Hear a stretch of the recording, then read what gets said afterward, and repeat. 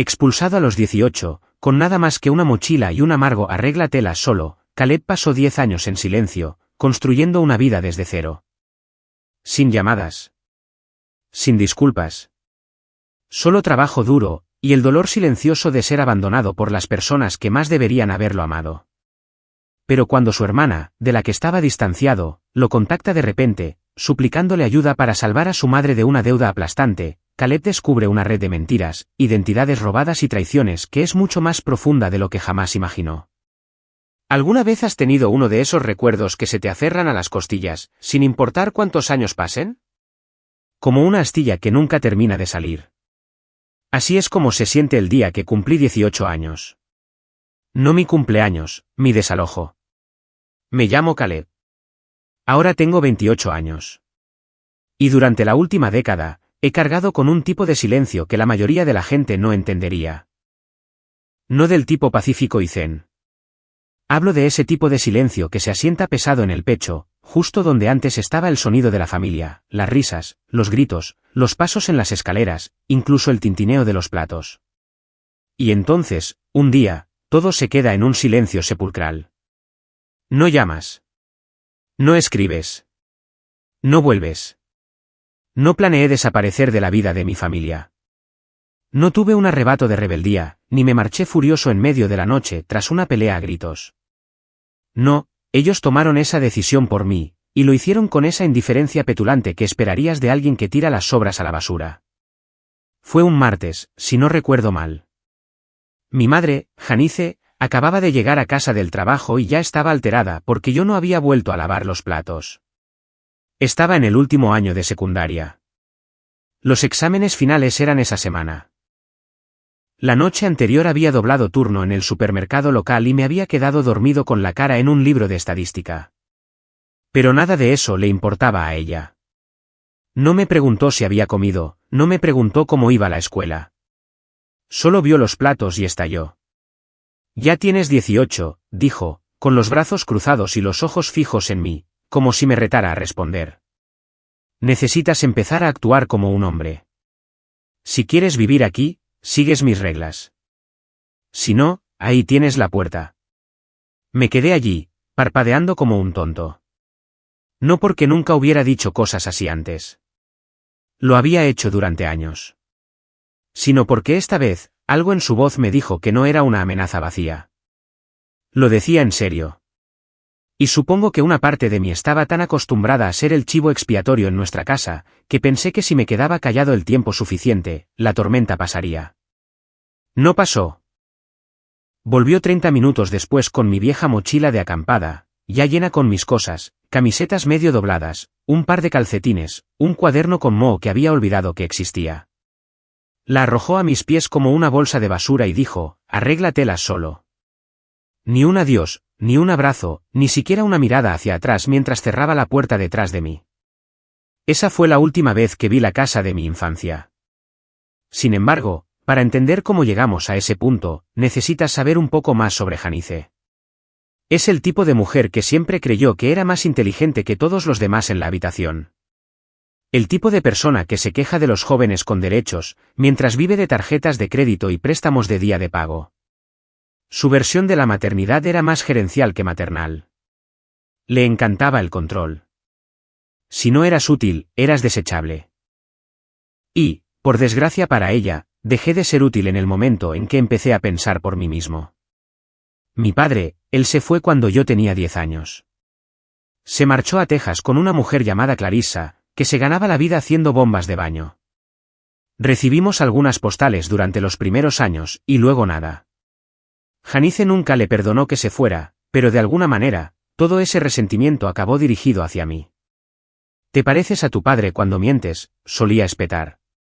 Los mismos ojos de cobarde. Durante mucho tiempo, me lo creí, que yo solo era una versión más joven y decepcionante de un hombre que ya le había fallado una vez. También tenía una hermana menor, Brianne.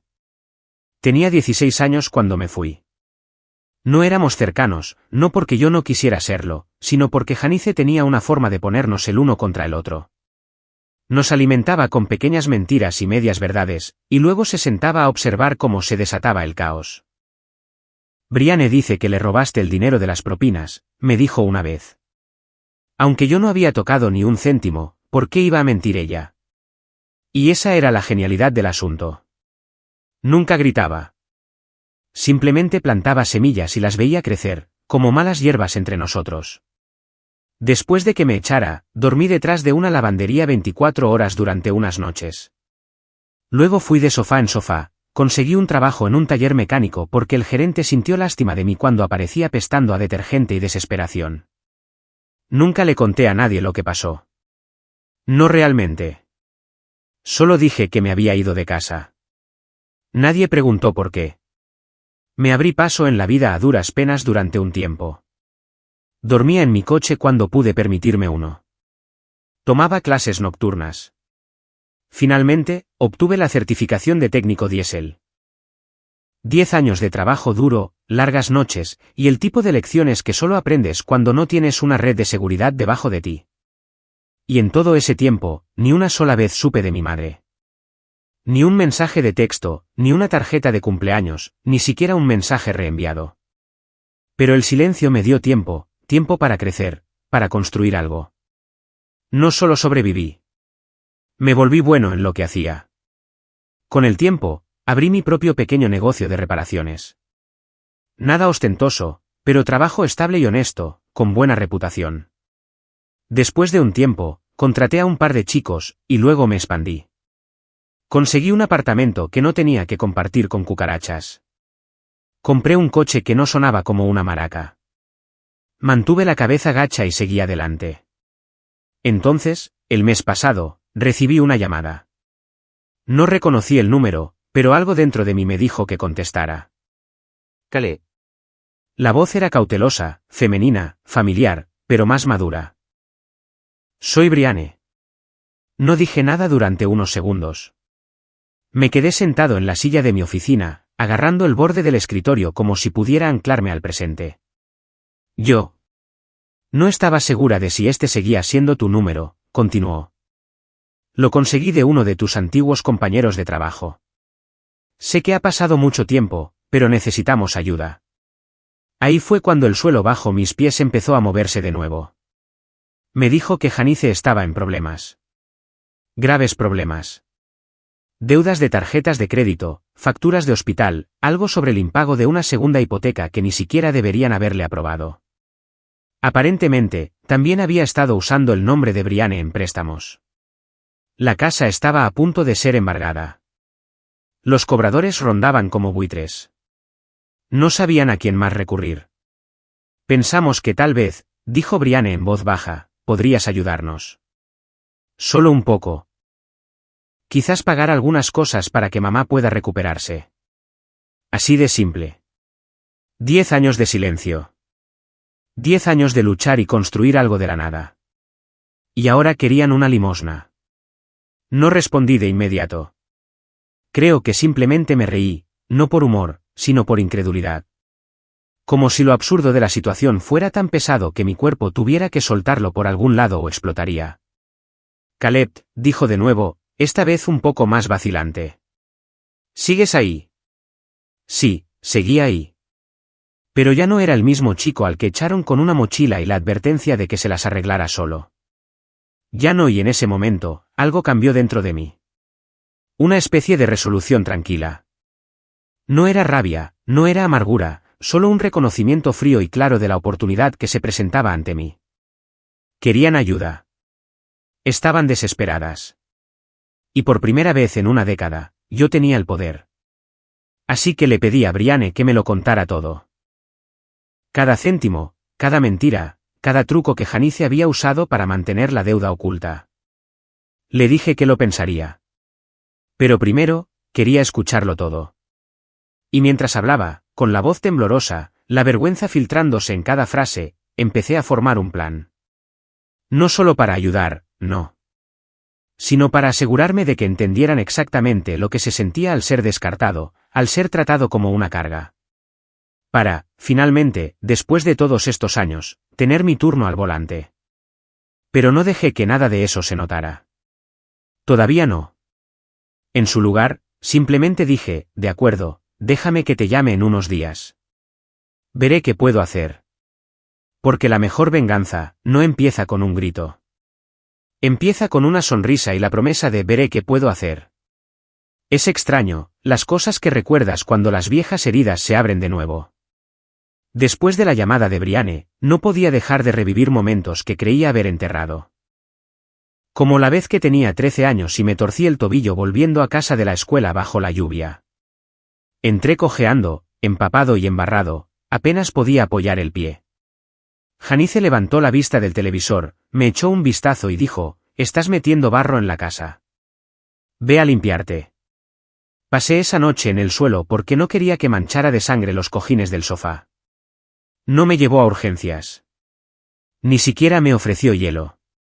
Pero 2 semanas después, cuando Brianne se torció la muñeca durante un partido de voleibol, Janice salió antes del trabajo, le llevó flores y se sentó con ella durante toda la visita al hospital. Recuerdo mirar el jarrón en la mesita de noche de Brianne y preguntarme qué haría falta para que alguien se preocupara por mí de esa manera. Esa fue nuestra dinámica desde que tengo memoria. Brianne, la hija predilecta, yo, la póliza de seguro que dejó de ser útil cuando dejé de estar callado. Al principio, no culpaba a Brianne por cómo eran las cosas. Era 2 años menor, todavía estaba descubriendo el mundo. Pero con el tiempo, aprendió a desempeñar bien su papel. Cuando Janice me culpaba de cosas que no eran mi culpa, Brianne permanecía en silencio. Cuando Janice le daba dinero para ropa mientras a mí me decía que me buscara un trabajo si quería algo más que comida, Brianne nunca se ofreció a compartir la cuenta. No tenía por qué. Conocía las reglas de la casa. Janice le daba amor y, a cambio, ella se mantenía leal. Así que, cuando Brianne me llamó una década después, debería haber sabido que no debía creer que había habido un cambio real. Pero oír su voz de nuevo, abrió una grieta en algo. Sonaba cansada. No de la forma en que la gente lo está después de un largo día, sino de la forma en que lo está cuando ha pasado años tratando de mantener la cabeza fuera del agua. Una parte de mí quería creer que había madurado, que tal vez por fin había visto a través de las manipulaciones de Janice. Quizás, finalmente, estaba contactándome para arreglar las cosas. Me dije a mí mismo que escucharía, reuniría los hechos y tomaría una decisión informada, que no dejaría que mis emociones nublaran mi juicio. Pero eso era mentira. Porque aunque no me diera cuenta en ese momento, ya me estaba desmoronando. En el momento en que acepté reunirme, ya estaba demasiado metido. Nos reunimos en un café del centro. Territorio neutral. No le di mi dirección. No le pedí la suya. Cuando entré y la vi sentada junto a la ventana, mi primer pensamiento fue lo mucho que se parecía a nuestra madre ahora. Postura tensa, sonrisa forzada, ojos que escaneaban la habitación como si estuviera calculando todos los resultados posibles. Pero también había algo más. Algo crudo. Una especie de desesperación silenciosa que vibraba bajo su piel. Caleb, dijo, levantándose demasiado rápido. Vaya, pareces mayor, dije, levantando una ceja. Ella sonrió, pero la sonrisa no llegó a sus ojos. ¿Tú también? No, solo diferente. Pedimos café, nos sentamos, y ella se lanzó a contar la historia como si la hubiera ensayado durante semanas. Janice había perdido su trabajo hacía 2 años. Algo sobre recortes de personal en la compañía de seguros donde trabajaba. Intentó encontrar otra cosa, pero su reputación no era buena y sus hábitos de gasto no habían cambiado. Tarjetas de crédito al máximo. Facturas médicas acumuladas. Refinanció la casa 2 veces e incumplió ambos pagos. Luego, cuando las cosas se pusieron realmente mal, empezó a sacar préstamos a nombre de Brianne.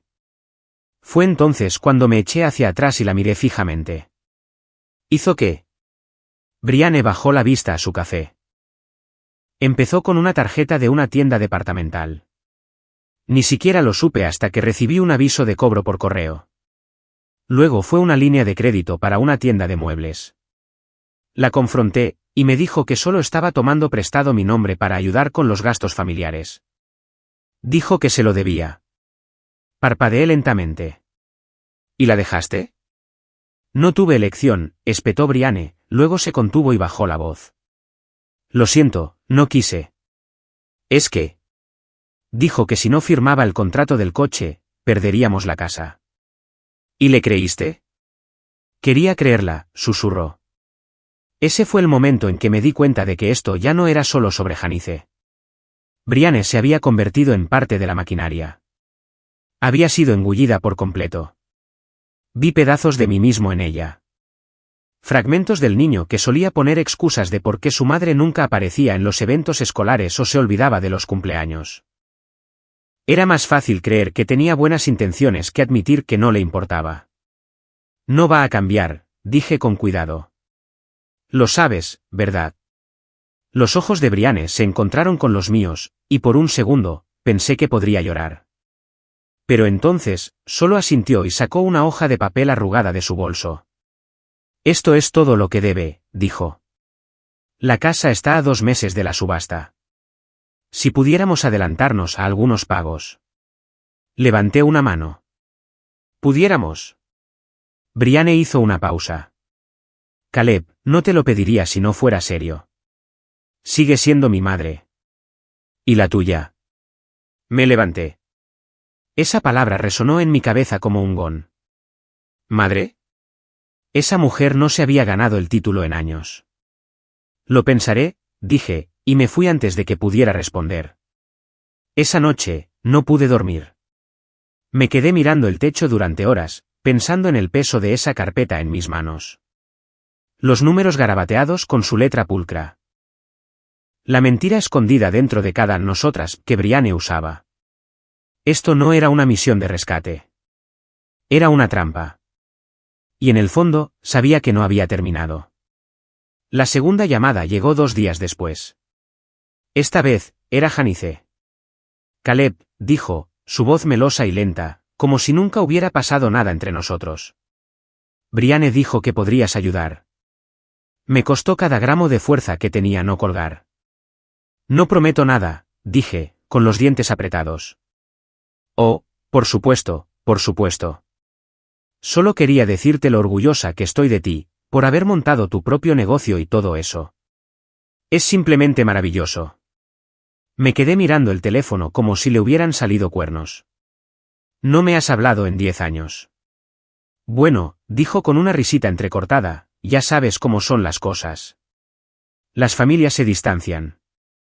Pero la sangre es más espesa que el agua, ¿no? Se me revolvió el estómago. No cuando mancha.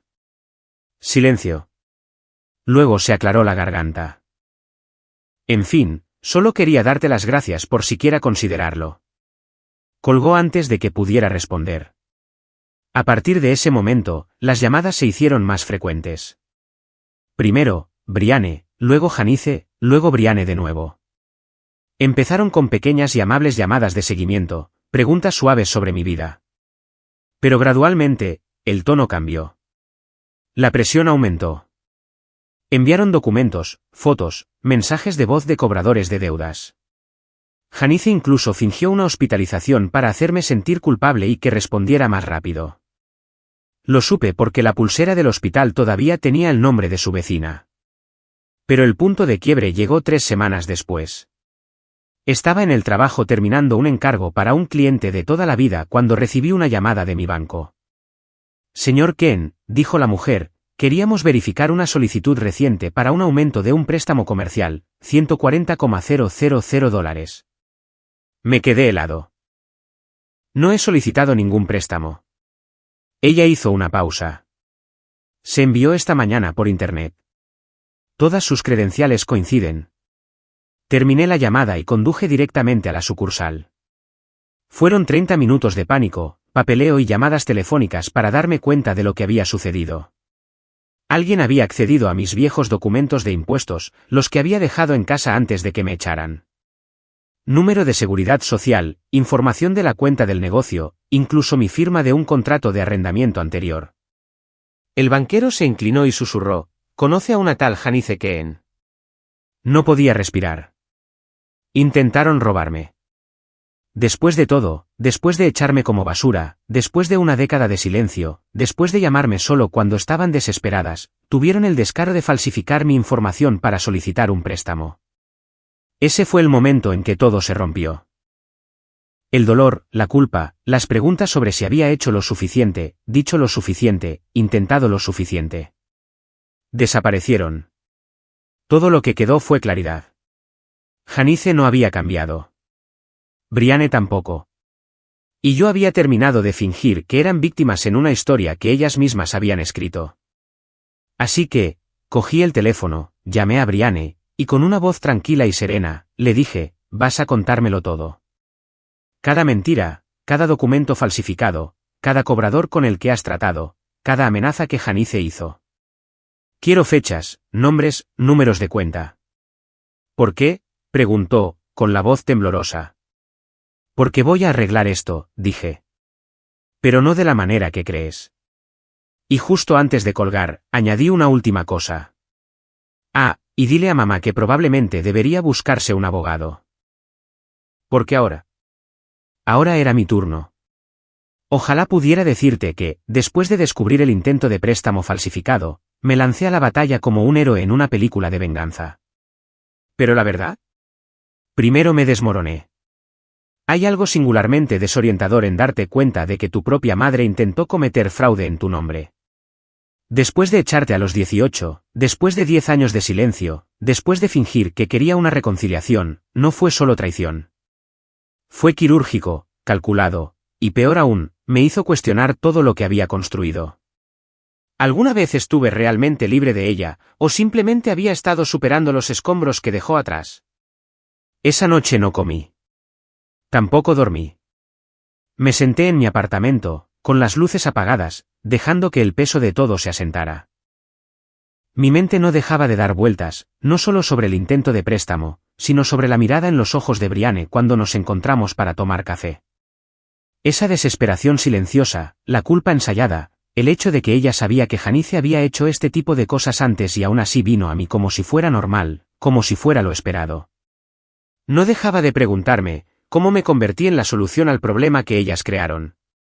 A la mañana siguiente, fui a trabajar y me paré frente a mi taller, mirando el letrero que había tallado con mis propias manos cuando finalmente reuní suficiente dinero para independizarme. Ken Diesel y Auto. Mi nombre, mi legado, algo que nadie me dio, algo que construí porque nadie más me iba a sostener si caía. Y, sin embargo, me sentía vacío. La traición había abierto una vieja herida que no me di cuenta de que todavía sangraba. El niño que había en mí, el que solía encogerse al oír pasos en el pasillo o reprimir las lágrimas mientras su hermana era elogiada por una nota mediocre. Ese niño regresó rugiendo. Me sentí como ese niño de nuevo, impotente, pequeño. Durante la semana siguiente, me moví por la vida en piloto automático. Seguía yendo a trabajar, asentía durante las interacciones con los clientes, ladraba órdenes a mi equipo, pero no estaba presente. Llegaba a casa y simplemente me derrumbaba en el sofá, mirando el techo como si me debiera respuestas. El punto de quiebre llegó cuando le grité a uno de mis chicos, Miguel, por hacer una pregunta rutinaria sobre la reconstrucción de un motor. La expresión de su rostro fue suficiente para destrozarme. Tío, dijo en voz baja. ¿Estás bien? No lo estaba. Esa noche, finalmente hice algo que había evitado durante una década.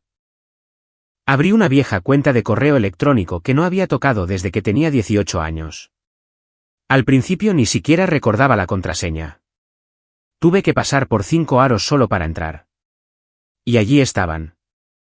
Cientos de correos electrónicos sin leer, ofertas de becas, recordatorios de la universidad comunitaria, aprobaciones de préstamos estudiantiles a los que nunca respondí, notas de profesores preguntando por mí, incluso un correo electrónico de la señora Harper, mi profesora de inglés de 11º grado, rogándome que la dejara ayudar después de que se enteró de lo que había pasado. Nunca leí ninguno de ellos, nunca los vi. Había dejado atrás ese correo el día que me fui de casa de Janice, pensando que no tenía sentido aferrarse a nada de esa parte de mi vida. Pero verlos ahora, me destrozó, porque quizás las cosas podrían haber sido diferentes.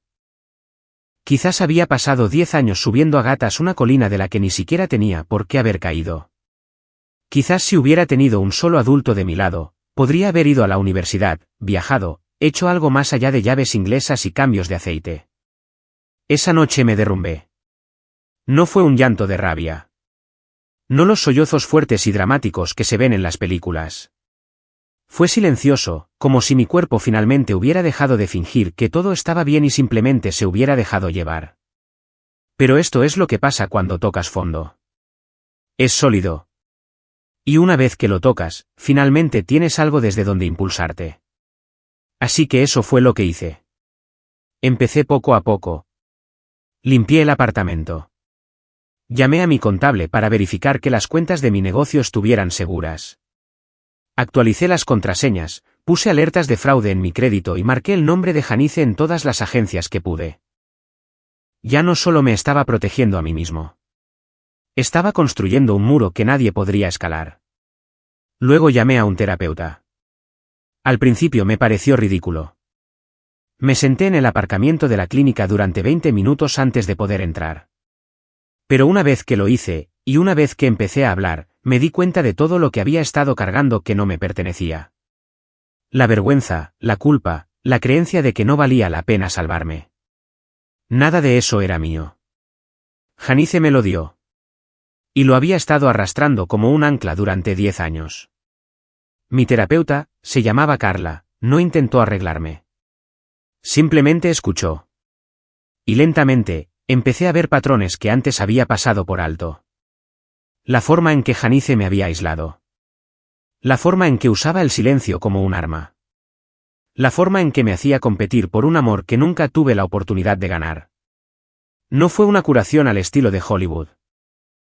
No hubo secuencias de montaje, ni música dramática, solo una claridad lenta y ganada con esfuerzo. Y con esa claridad vino un propósito. Me volqué en el negocio. Contraté a un segundo equipo, renové la imagen del taller con un nuevo logotipo, añadí un programa de recompensas para clientes, e incluso compré un food truck de segunda mano y lo aparqué fuera del taller para el tráfico del almuerzo. El negocio prosperó. Trabajaba jornadas de 12 horas. Pero por primera vez en mucho tiempo, no sentía que estuviera huyendo de algo. Sentía que estaba construyendo hacia algo. Por esa época, también empecé a reconectar con gente a la que había alejado durante los años de lucha. Antiguos compañeros de trabajo, algunos amigos del instituto, incluso la señora Harper. ¿Todavía se acordaba de mí? Todavía enseñaba. Cuando le conté lo que estaba haciendo ahora, sonrió a través del teléfono y dijo, siempre supe que caerías de pie. Simplemente tenías a las personas equivocadas de tu lado. Eso se me quedó grabado, porque tenía razón.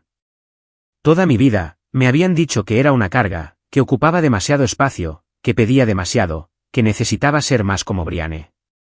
Pero ahora tenía empleados que dependían de mí, clientes que confiaban en mí, un equipo que me veía como un líder. No solo estaba sobreviviendo. Era necesario, respetado. Aún así, las consecuencias del intento de fraude de Janice se cernían como una nube de tormenta en el horizonte. Presenté una denuncia policial, les di todo, correos electrónicos, mensajes de texto, copias de los documentos falsificados. Brianne me suplicó que no lo hiciera, dijo que arruinaría sus vidas, que Janice solo estaba desesperada.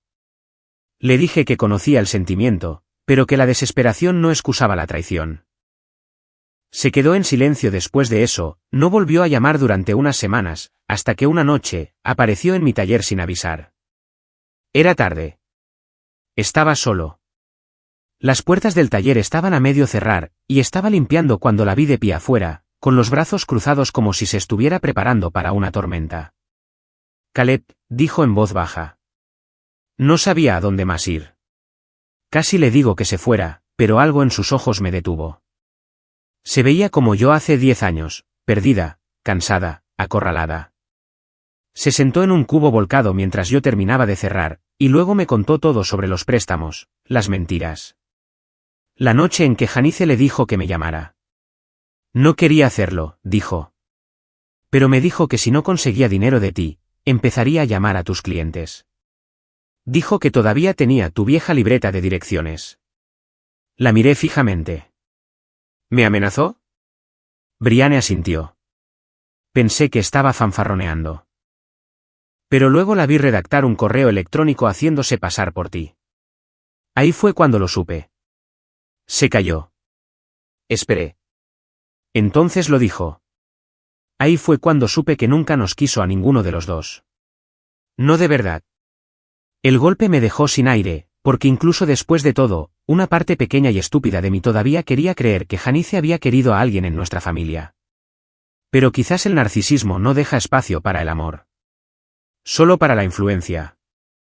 Lo siento, dijo Brianne, con los ojos llenos de lágrimas. Por lo que pedí, por lo que no detuve, por todo. Y le creí. Pero creer no deshace el daño. Así que le dije la verdad.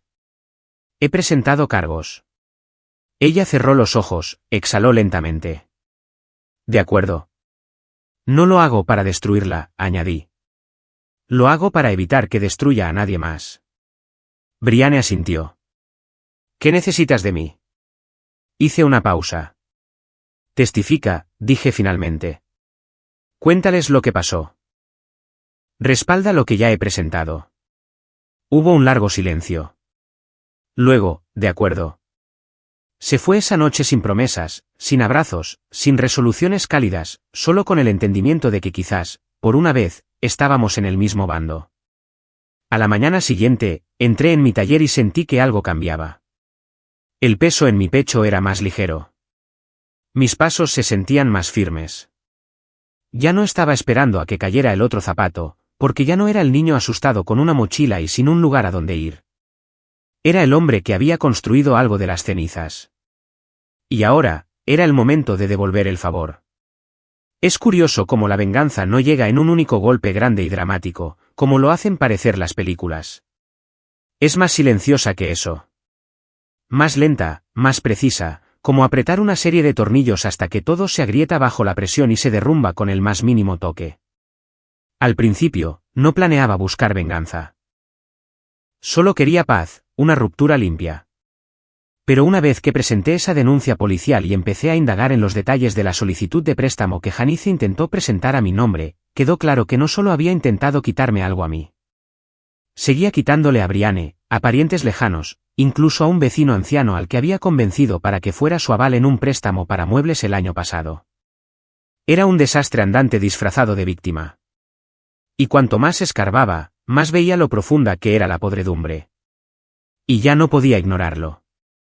Había que detener a Janice. No solo legalmente. No solo con fechas de juicio y declaraciones. Tenía que sentirlo. Entender lo que es ver cómo algo que construiste se deshace lentamente, sin poder hacer nada, mientras las personas que subestimaste mueven los hilos. Pero para eso, necesitaba una ventaja. Una ventaja real. Y por suerte para mí, ella ya me había dado toda la soga que necesitaba para ahorcarla. Lo primero que hice fue volver al banco.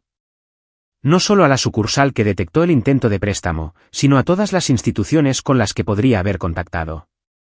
Solicité informes completos de investigación de fraude, recurriendo a mi abogada para obtener citaciones cuando fue necesario. Al principio, fue como moverse a través de cemento húmedo, lento y agotador.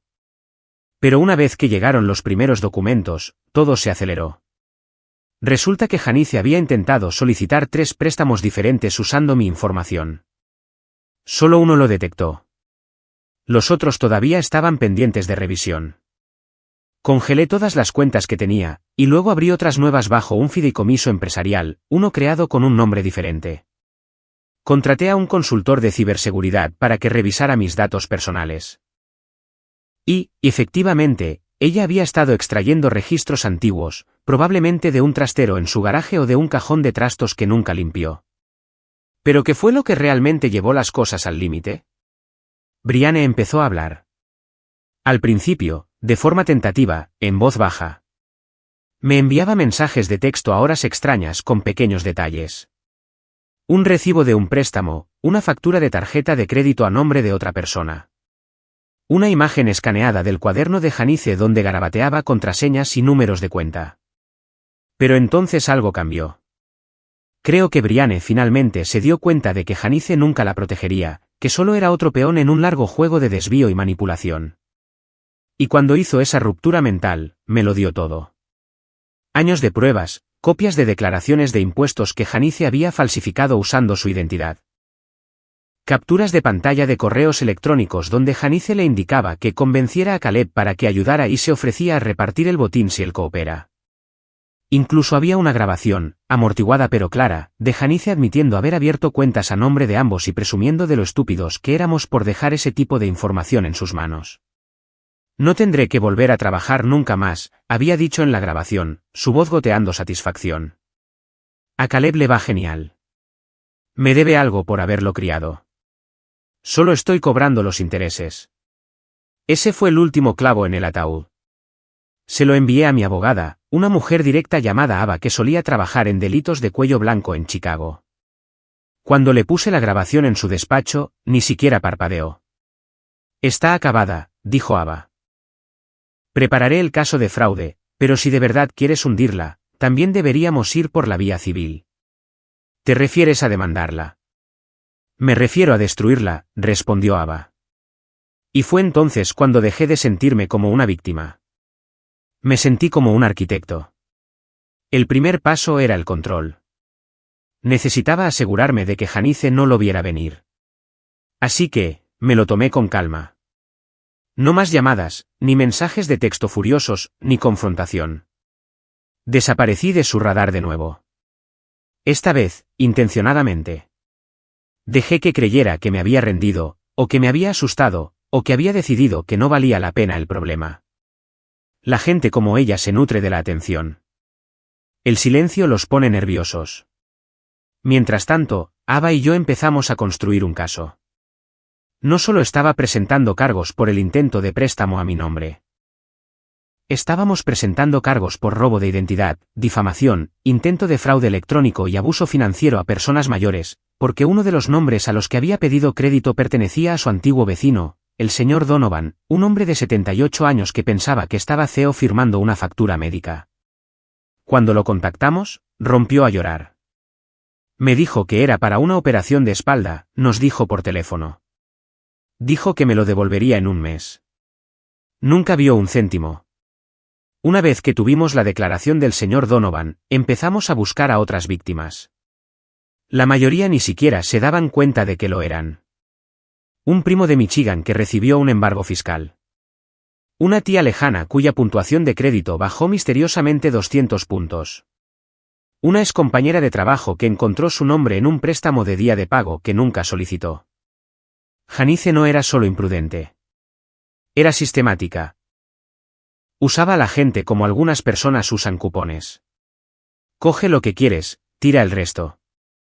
Y de alguna manera, se había salido con la suya durante años. Ya no más. El siguiente paso fue tender trampas. Ava me ayudó a redactar una carta formal haciéndose pasar por una especialista en reconciliación de deudas, ofreciéndole a Janice una solución extraoficial para sus deudas. Una que implicaba una llamada telefónica, un acuerdo firmado y una confirmación verbal de todos los préstamos tomados a mi nombre y al de otros. Hicimos que Brianne se la entregara bajo el pretexto de la recomendación de un amigo. Janice se lo tragó. En 2 días, llamó al número indicado. El investigador privado de Ava, que se hizo pasar por el especialista, la grabó confesando todo, admitiendo haber abierto las solicitudes de préstamo, admitiendo haber firmado a nombre de Brianne, afirmando que tenía derecho a un poco de apoyo de sus hijos y que era dinero de la familia, de todos modos. Se rió de cómo iba a salir de este lío porque Caleb no puede permitirse hundirme sin destrozar el nombre de toda la familia. Grabamos todo. Y luego solicitamos sus registros telefónicos. Resulta que había estado llamando a mis clientes.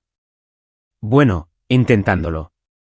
Dejó algunos mensajes de voz en números antiguos afirmando que yo estaba bajo investigación y que no era de fiar.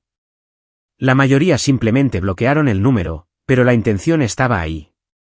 Fue suficiente para añadir un cargo de difamación. Fui metódico, frío, paciente, todo lo que Janice no era. Y mientras el lado legal de las cosas avanzaba, hice otro movimiento. Personal. Me senté con Brianne y tuvimos la conversación más honesta que habíamos tenido en nuestras vidas. Necesito saber, dije. ¿Por qué ahora? ¿Por qué viniste a mí de verdad? No respondió al principio. Se quedó sentada jugando con el borde de su manga, como solía hacer cuando éramos niños. Luego dijo, porque me di cuenta de que me habría desechado igual que te desechó a ti. Y cuando vi lo que intentó hacerte, finalmente lo entendí. Tú no eras el que estaba roto, Caleb. Eras el único que la vio con claridad. No dije nada, solo asentí. Y si tengo que testificar, añadió, lo haré.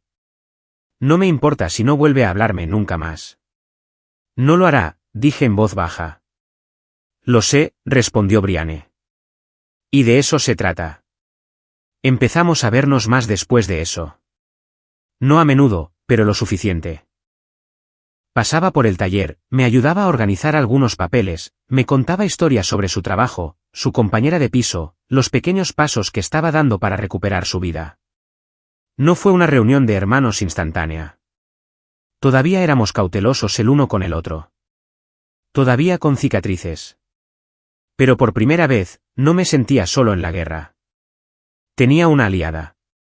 Y entonces llegó la oportunidad que había estado esperando, una gala benéfica. A Janice le encantaban las galas. Le encantaba ser vista con vestidos caros, fingiendo que pertenecía a la gente que realmente pagaba sus deudas. Se había conseguido una invitación a través de uno de sus viejos amigos de la aseguradora. Brianne se enteró y me envió los detalles. Así que, llamé a Ava. ¿Estás pensando lo mismo que yo?, le pregunté. Oh, eso espero, dijo.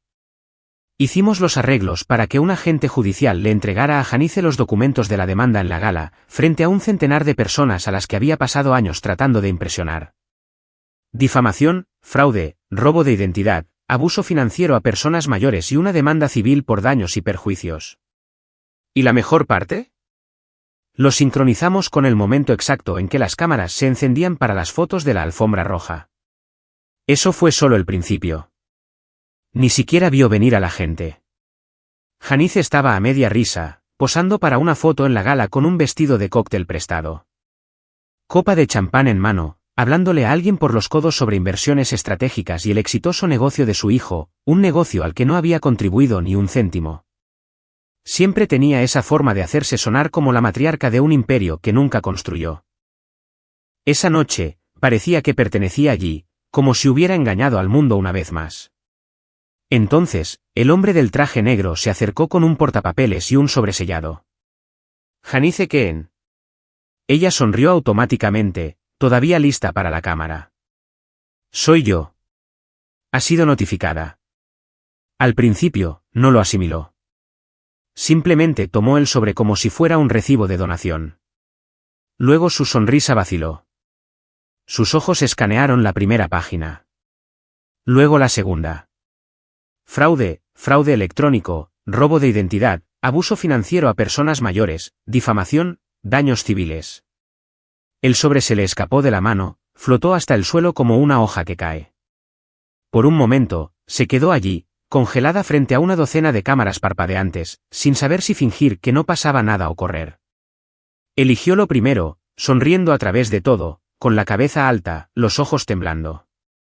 Pero los susurros empezaron casi de inmediato. Para cuando bajó de la alfombra roja, la gente ya estaba revisando sus teléfonos. Los documentos judiciales se habían presentado esa mañana, y Ava se aseguró de que los medios locales recibieran un aviso, un caso de fraude de identidad de alto perfil que involucraba a una mujer que había estafado a la mitad de su familia. No costó mucho conseguir tracción. En 24 horas, su nombre estaba en todos los sitios de noticias locales. Madre de la alta sociedad acusada de estafar a sus hijos y a un vecino anciano en un plan valorado en decenas de miles. Las consecuencias fueron rápidas y feroces. Su casero le dio 30 días de preaviso. Sus cuentas bancarias, lo poco que quedaba, fueron congeladas. Su antiguo empleador, para quien ocasionalmente trabajaba como autónoma, emitió un comunicado cortando todos los lazos. Los amigos dejaron de responder a sus mensajes. Los vecinos la miraban un poco más cuando revisaba su correo. Algunas personas a las que les debía dinero vinieron a llamar a su puerta, envalentonadas ahora que su máscara se había agrietado. Y luego llegó la citación judicial oficial. Ava presionó para que la procesaran, pero el fiscal ya estaba en ello. La declaración del señor Donovan, las grabaciones, el rastro de papel. Era un caso ganado. Janice fue acusada de múltiples cargos, y la fianza se fijó mucho más alta de lo que podía permitirse. Cuando finalmente la arrestaron, no fue en medio de la noche. Fue a media mañana en un salón de manicura, en público. Yo no estuve allí. No necesitaba estarlo. Brianne sí. Observó desde su coche mientras le ponían las esposas a Janice, sorbiendo tranquilamente un café de gasolinera como si estuviera viendo el tiempo. No lloré, me dijo más tarde. No sentí nada, ¿no es raro? No, le dije. Eso es claridad. El juicio fue rápido. El abogado de oficio de Janice intentó negociar un acuerdo, pero al fiscal no le interesaba la clemencia, especialmente después de que descubrieron que tenía múltiples números de seguridad social guardados en un archivo en su portátil. Números vinculados a familiares lejanos, antiguos compañeros de trabajo, incluso a 2 personas fallecidas. Su casa fue embargada. Sus activos fueron liquidados. Cada mentira que había contado durante la última década la alcanzó en una única ola gigantesca. Brianne testificó, tranquila y serena. Trajo documentos, correos electrónicos, el cuaderno. Yo también testifiqué. No por rencor, por deber. Ya no se trataba de venganza. Se trataba de asegurarse de que no pudiera volver a hacer esto. Ni a mí, ni a nadie. El juez no se contuvo. Janice fue sentenciada a 7 años de prisión, sin posibilidad de libertad condicional durante los 3 primeros. La demanda civil se resolvió poco después. Se le ordenó pagar una restitución a mí, a Brianne, al señor Donovan y a otras 3 personas a las que ni siquiera sabíamos que había atacado. En total, ascendía a más de $185,000. Dinero que nunca podría devolver. Pero ese no era el punto. El punto era que estaba acabada. No arruinaría a nadie más. No volvería a usar mi nombre. No haría que otra persona se sintiera como si estuviera loca por pedir que la trataran con respeto. Por primera vez en mi vida, me sentí limpio, como si el peso finalmente se hubiera levantado. No porque ella se hubiera ido, sino porque yo lo hice posible. Y en cuanto a Brianne, empezó de nuevo. Se mudó a un nuevo lugar al otro lado de la ciudad, cambió su número, volvió a la escuela a tiempo parcial para estudiar contabilidad, de todas las cosas.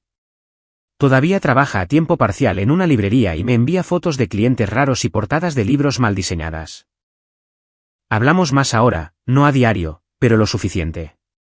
El día que Janice fue sentenciada, nos sentamos en un diner después del juicio. Solo nosotros 2.